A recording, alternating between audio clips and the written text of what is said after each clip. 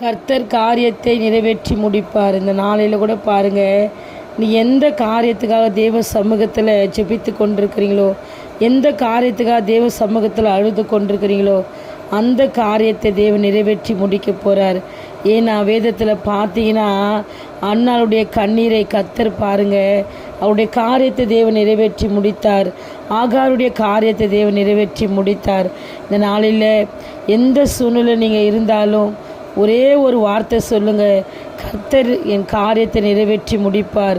இந்த வார்த்தை உங்கள் நாவில் நீங்கள் சொல்லினே இருக்கும்போது, விசுவாசத்தோடு அறிக்கை செய்து கொண்டினே இருக்கும்போது, கர்த்தர் பெரிய காரியத்தை உங்கள் வாழ்க்கையில் செய்வார். பாருங்கள், ஒரு ஆள் செய்ய முடியாத காரியம் இந்த பூமியில் ஒன்றுமே இல்லை. நீங்கள் எதிர்பார்த்துக்கிற காரியத்தை உங்கள் கையில் கர்த்தர் கொண்டு வந்து கொடுக்க போகிறார். உங்கள் கண்கள் ஆச்சரியத்தையும் அதிசயத்தையும் பார்க்க போது.